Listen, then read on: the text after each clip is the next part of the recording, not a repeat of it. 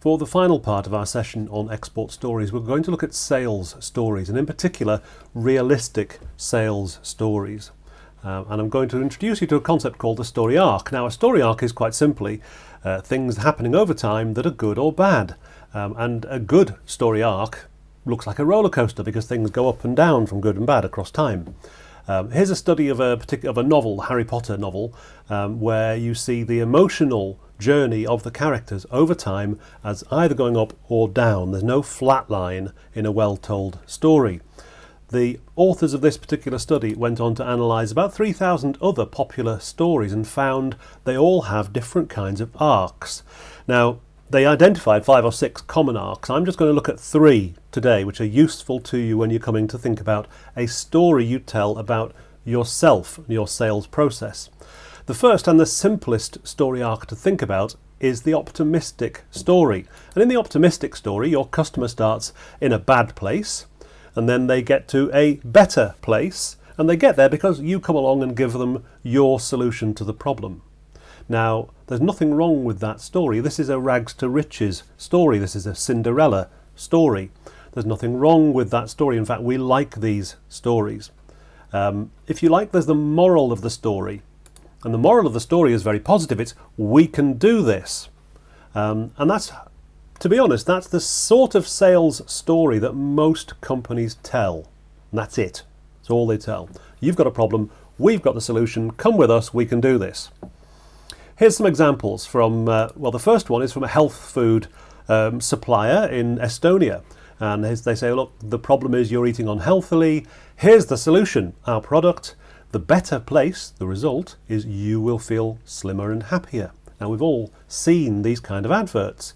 Here's another one from the UK about a property service. And the promise is your workday is about to get a whole lot easier.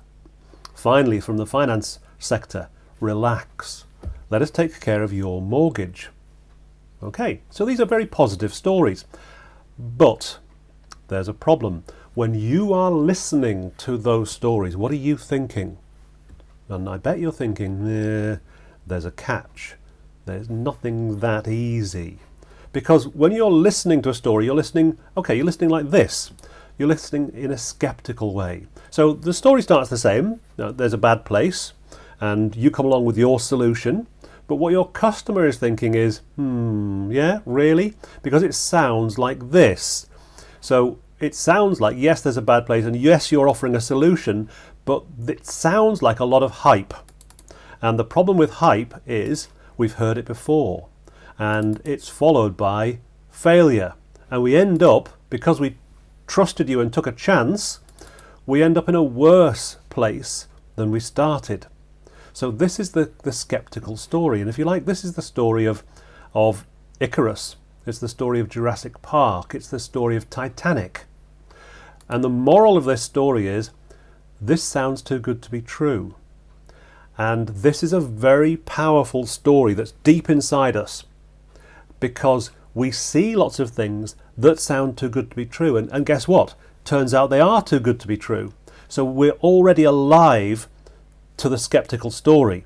So your customer, when you're talking to them, you're telling them the optimistic story, but actually they might be hearing the skeptical story. There's a very good reason. If you think about, most new things don't work. Think about Google Glass. We're skeptical about new technology like Google Glass. And skepticism is a storyish reaction inside us to any idea that sounds too good to be true. So what you've got to think is, okay, I'd like to tell this optimistic story. You've got a problem, we've got a solution, let's go. But my audience is hearing this of, yeah, sounds too good to be true. So what do you do about that? Well, I suggest you need to move them on to another story. And the other story, the final story, the realistic story, goes like this.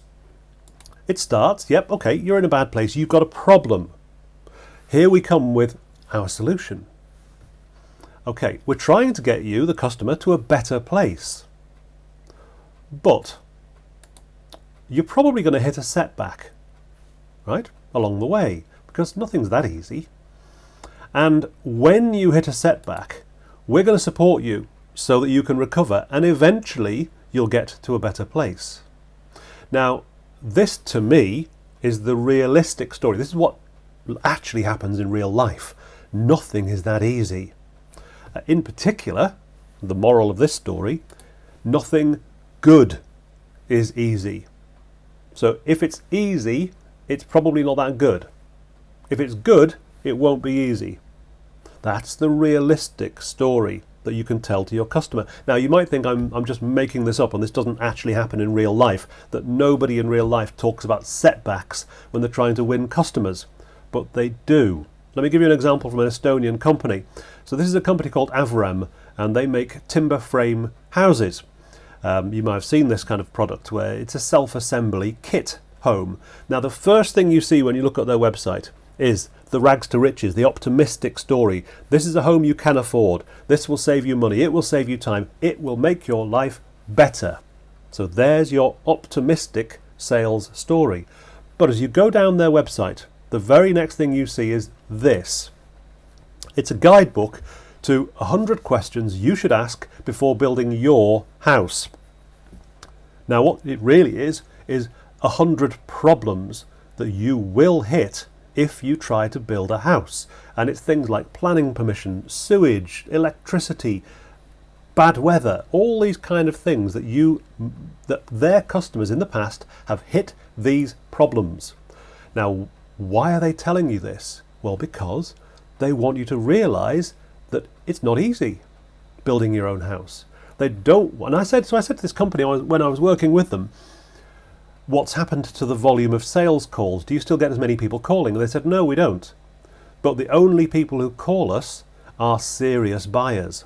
We don't get any time wasters anymore because they've read this and they know, oh, okay, I'm not really that serious. Okay, so I think this is a much more realistic way of doing a sales story. So in the breakout, what I'm going to ask you to do is to think about your sales stories. Now, my bet is that at the moment you're telling optimistic sales stories. Your customer has a problem, you come in and help them. Okay, that's fine, nothing wrong with that, except that we might be hearing skeptical. Yeah, that sounds too good to be true. So you need to move us beyond skeptical into realistic sales stories. So there's some questions there for you to look at in the breakout, and then to come back and think, okay, are we telling realistic stories about our customers? And are they telling realistic stories about us?